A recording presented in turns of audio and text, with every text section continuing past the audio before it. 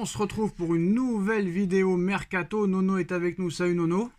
Salut Sacha. Alors on va parler de l'actualité du Paris Saint-Germain dans un premier temps.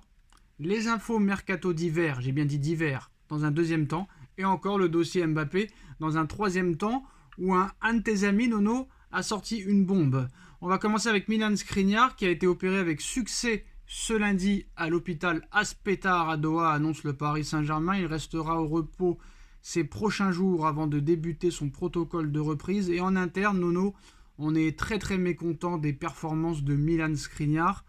Mais on est quand même content de ne pas avoir déboursé plus de 80 millions d'euros à l'été 2022 pour s'attacher les services du Slovaque. Honnêtement, un avis très rapide sur Milan Skriniar. Est-ce que tu es d'accord avec la direction ? Très rapide, entièrement d'accord. Erreur de casting. Comme ils disent, ils ont fait malgré tout des économies, mais erreur de casting, contrat long. Là aussi, ça va être très dur à revendre. Mais heureusement, il y a l'Arabie Saoudite et je pense que ça pourrait plaire à un mec comme Milan Skriniar. Fort possible. Et en plus de Milan Skriniar, pour le moment, le Paris Saint-Germain est très mécontent aussi des performances de Donnarumma. Si Donnarumma, d'ici les prochains mois, n'évolue pas dans le bon sens et n'améliore pas ses performances, le Paris Saint-Germain aussi pensera à s'en séparer. Mais malheureusement, comme tu l'as dit, Nono, la presse le dit aussi, les contrats, très clairement, sont très longs et très alléchants au niveau financier. Donc, à part l'Arabie Saoudite, on ne voit pas vraiment comment s'en débarrasser. C'est bien beau de montrer les muscles, la direction, mais des contrats de 5 ans ou des fois plus, tu payes la douane à la fin. Et après, t'as des flancs qui restent quelques années sans jouer au PSG. Quant à Donnarumma, je les trouve un peu sévères. Il n'a pas été exceptionnel, il a fait des très grands matchs aussi. Laissons-lui encore un peu de temps quand même. Non, c'est bon, ça fait 2 ans et demi, Nono, je pense que le temps, il en a eu assez. Moi, je suis d'accord avec eux, c'est pas du tout satisfaisant, c'est pas régulier. Il sera en fin de contrat en 2026. Peut-être qu'à 2 ans de la fin du contrat, il sera plus facile de le vendre peut-être que Skriniar, par exemple. Ça sera beaucoup plus facile, ça c'est sûr. Alors Nono, déjà beaucoup plus jeune et beaucoup plus vendable. Alors on a parlé au milieu de terrain de Manu Koné, on a parlé de Bruno Guimaraes et une nouvelle piste aujourd'hui, Nono, qui est peut-être l'une des préférées de Luis Enrique, sachant le joueur très polyvalent. Alors à l'heure où on parle, le Bayern de Munich veut absolument Nordi Mukiele et Nordi Mukiele veut rejoindre le Bayern de Munich. Le Bayern de Munich a proposé 25 millions d'euros, offre rejetée par le Paris Saint-Germain, mais si jamais le PSG a un remplaçant, le PSG pourrait laisser partir Nordi Mukiele. Alors Achraf Hakimi est avec le Maroc pour la Coupe d'Afrique des Nations, et si Mukiele s'en va, Nono, tu n'as plus du tout de latéral droit et tu vas finir avec Warren Zaïre-Emery à droite. C'est dommage, vu comment il émerge au milieu de terrain. Alors, le Paris Saint-Germain, Nono, essaye d'attirer Joshua Kimmich dans le cadre de ses négociations avec le Bayern pour Nordi Mukiele. Ce qui est bien, c'est que Kimmich peut jouer milieu de terrain et latéral droit, et il est aussi bon milieu de terrain que latéral droit. Puissance aussi physique, 28 ans. Il semble quand même cocher toutes les cases de la recrue parfaite. Et Luis Enrique en interne en dit beaucoup de bien et sa polyvalence plaît beaucoup. Néanmoins, ça risque d'être très compliqué dans les négociations.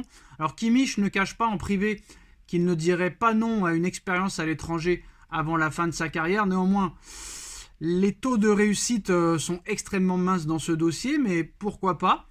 Pour Joshua Kimmich, le PSG aimerait laisser partir Nordi Mukiele en ajoutant une somme d'argent significative pour enrôler l'Allemand de 28 ans. Le montant que Paris est prêt à offrir au Bayern de Munich n'a pas filtré. Mais encore une fois, Paris tente, mais les chances sont très compliquées quand même. Mais bon, avec le PSG, tout est possible. Donc Paris s'est lancé dans les négociations pour enrôler Joshua Kimmich. Le club de la capitale voit en lui le joueur parfait pour compléter son effectif vu sa polyvalence. L'Allemand pourrait remplacer Achraf Hakimi sur le côté droit de la défense en attendant son retour de la CAN pour ensuite revenir au milieu de terrain dans une zone où le Paris Saint-Germain aimerait faire venir aussi un élément supplémentaire en plus de Joshua Kimmich.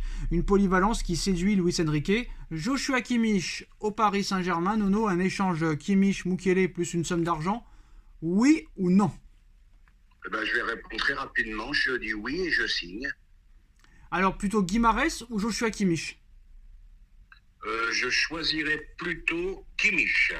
Pour sa polyvalence, pour d'autres Pour raisons? sa polyvalence, pour son intensité, pour son palmarès, et malgré tout, il est encore jeune. Donc Kimmich, pour moi, Kimmich.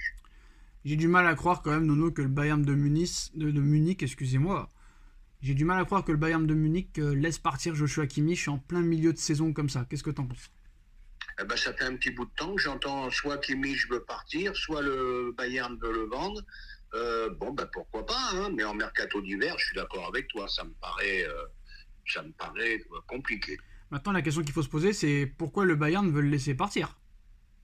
Ah ben oui, mais là on s'en sort plus. Pourquoi celui-là il est parti? Pourquoi celui-là il est parti? Bon, peut-être que il y a des moments où ils ont fait le tour du chemin dans un club et ils veulent changer d'air. C'est peut-être ça aussi, hein. Bon, Ou peut-être qu'il n'a plus sa place au Bayern aussi. Il a quand même joué plus de 18 matchs cette saison, donc je pense pas qu'il est mis sur le côté. Ou alors ça se passe mal avec notre ami Thomas Tuchel. Ça m'étonnerait pas. En tout cas, Nono, on va passer à ton grand ami, hein. Alors je sais ce que tu vas me dire. Sacha, tu m'as dit qu'il faut plus en parler. Mais bon, c'est quand même un journaliste, on va pas se mentir. Il fait partie de l'équipe RMC Sport et il nous annonce ce soir, Nono, enfin il l'a annoncé hier, mais je sais pas pourquoi ils en parlent aujourd'hui. Pourquoi pas hier, mais bon, avec la bombe qu'a lancé Foot Mercato, les gens ont pensé que Foot Mercato était peut-être plus crédible que RMC Sport. Ça reste à vérifier et à voir. Mais ton grand ami Nono nous annonce que Kylian Mbappé dévoilera sa décision définitive et officielle concernant son avenir avant le match aller contre la Real Sociedad, a annoncé ton grand ami Daniel Riolo sur RMC. Donc le match se jouera le 14 février prochain, Nono. T'y crois ou t'y crois pas? Eh ben moi j'y crois. Bon, je le critique beaucoup, Riolo, hein, mais il a quand même ses bons côtés malgré tout. Et je pense qu'il a des infos beaucoup plus fiables que Foot Mercato. Je pense qu'il est pas mal vu dans le clan, surtout du côté de la mer. Je pense qu'il a de bonnes infos. C'est fort possible. Donc ça veut dire que Mbappé va prolonger au Paris Saint-Germain. Fort possible aussi.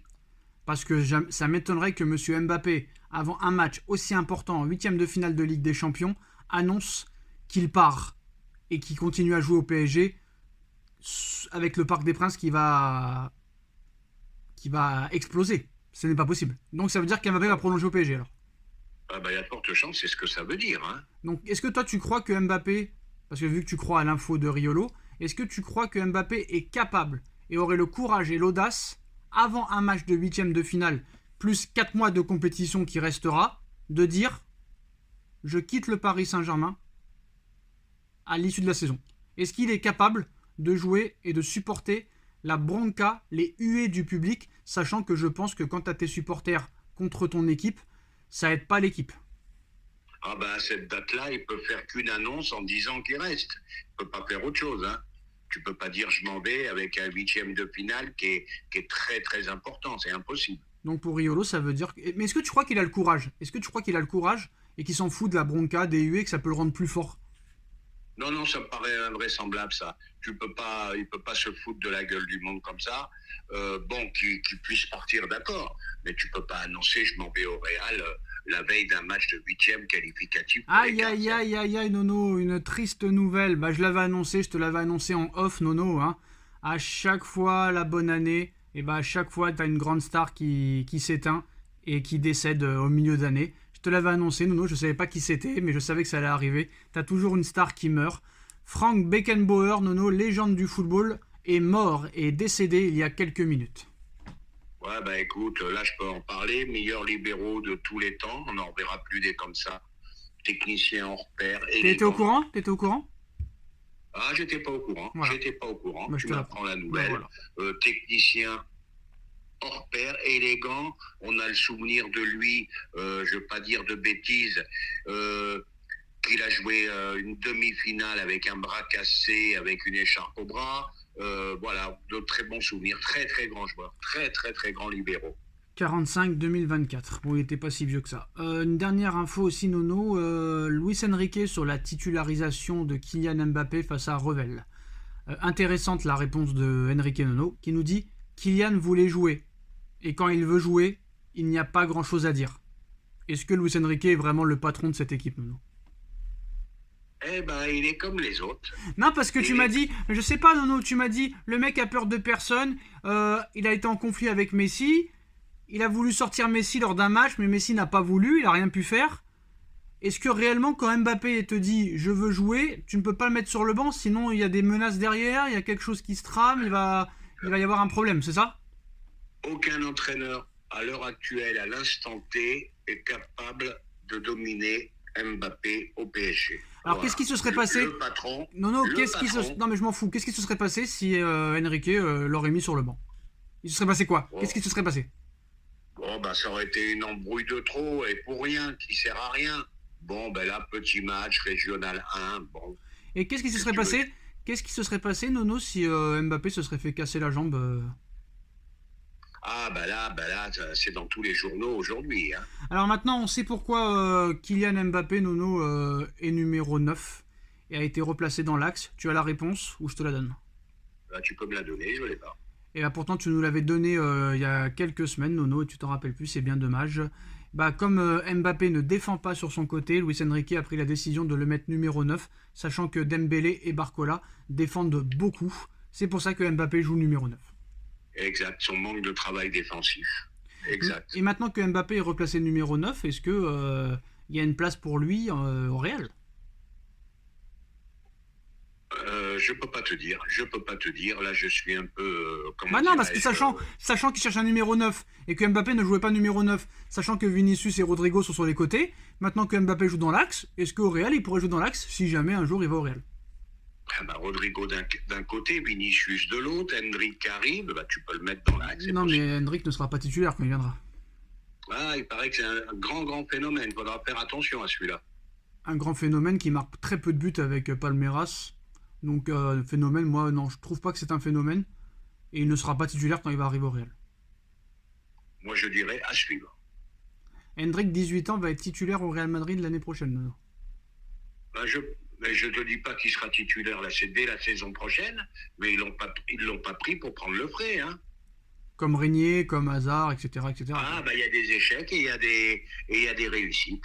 Alors Rodrigo, Nono, ça a marché, Nono, Vinicius, ça a marché. oui, mais alors je vais t'expliquer, quand Rodrigo arrive, c'est au bout de la 3e année qu'il est titulaire. Quand Vinicius arrive, c'est au bout de la 2e année. Quand Kamavinga arrive, c'est au bout de la 2e année. Quand Chouameni arrive, c'est au bout de la 2e année. Ça m'étonnerait qu'Hendrik arrive titulaire dès la saison prochaine.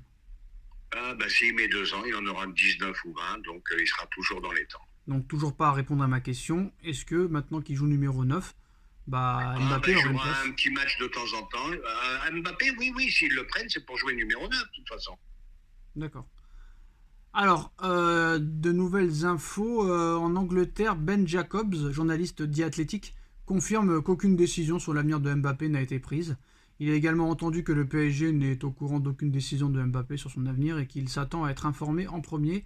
Donc apparemment rien encore est décidé. Et Fabrice Hawkins aussi confirme ces informations. Il n'y a aucun accord autour de l'avenir de Kylian, d'autant qu'il n'y a pas de discussion entamée au sujet de celui-ci, selon l'entourage de Kylian Mbappé. Donc quand même bravo à Foot Mercato d'avoir sorti ce mensonge et d'avoir fait de l'oseille là-dessus, bravo. Voilà. Ah, bah, je sais pas ce qu'il leur a pris, hein. Je sais pas ce qu'il leur a pris. Il y a eu. Mais qu'est-ce qu'il leur a pris, Nono? Je te l'ai expliqué hier, ils ont voulu faire un truc à buzz comme Community pour balancer de l'oseille, pour récupérer de l'oseille, c'est tout. Il a pas cherché midi à 14h. D'accord. Bah Nono, honnêtement. Alors dans le contexte actuel du transfert de Kylian Mbappé annoncé au Real Madrid par Foot Mercato, l'agent de Mohamed Salah a ressorti un tweet du journaliste datant de mars 2023 du média de Foot Mercato, Nono, de Santi Anoua. C'est lui qui a sorti l'information sur Mbappé hier. Et bah l'agent de Mohamed Salah a ressorti un tweet du journaliste datant de mars 2023. Sur ce tweet, il est dit que Mohamed Salah va quitter Liverpool pour le FC Barcelone. L'agent... Ouais, bah, ce qui te prouve, Attends Et l'agent lui répond, tu ne sais juste rien. Donc ce journaliste n'est pas du tout fiable. Donc c'est de la même envergure que Community, que machin. Ils ont profité de leur audience, Nono, et de leur popularité pour sortir une info et tout le monde les a cru. Donc voilà. Bon, ils ont bien fait, hein, tu me diras. Ils ont bien fait, oui, mais après, je vais te dire, bon, comme tu as dit, ça changera rien pour eux. Allô? Oui. Ah, je croyais qu'on avait été coupé, Sacha. Ça changera rien pour eux. Ils auront toujours autant de suiveurs, mais pas très bon pour l'image malgré tout. Et ben voilà les postos, c'est la fin de cette vidéo. Dites-nous en commentaire ce que vous en pensez. On like, on partage, on commente, on s'abonne. On se retrouve très vite pour une nouvelle vidéo. Tchuss.